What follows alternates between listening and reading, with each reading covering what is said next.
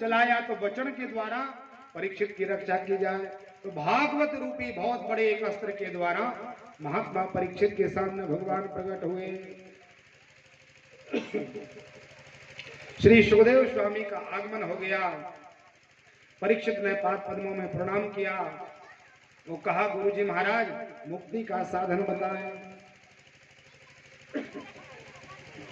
श्री सुखदेव जी को विचार आया कि मैं तो केवल इतना रुकता हूं जितनी गाय लगाने में समय लगता है। एक गाय को लगाने में लगभग 5-6 मिनट लगते हैं।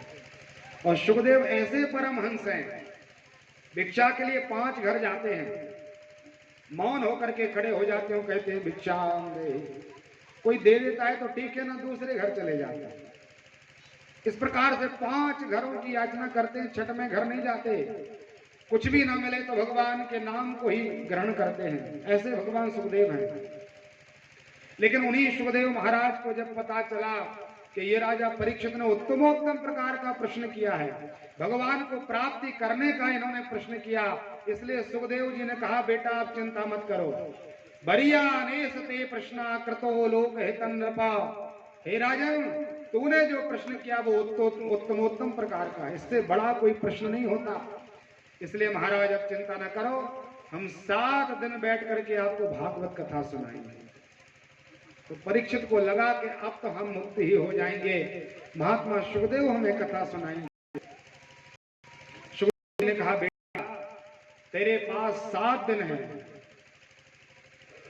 राजा खटवांग के यहाँ केवल 1 मुहूर्त था, वो 1 मुहूर्त में खटवांग मुक्त हो गए थे।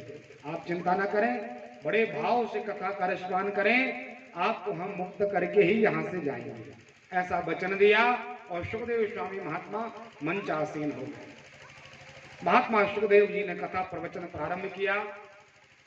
ये कथा बड़े भाव से हम कल दोपहर के समय पर सब पधारेंगे।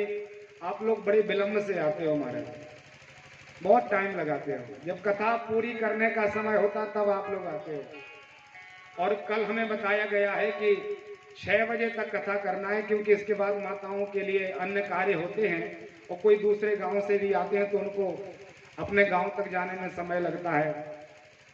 तो यदि आप लोग 5, साढ़े 5 बजे आओगे तो फिर कैसे कथा हो पाएगी। समय का ध्यान रखते हुए 3 बजे आप लोग सब लोग आए और ठीक दोपहर के 3 बजे से कथा प्रवचन प्रारंभ हो, तब कुछ कथा सुनने में कहने में आनंद है। इसलिए बड़े भाव से सुखदेव स्वामी जो कथा सुनाएंगे वो कल हम भाव से कथा का आश्रय लेंगे।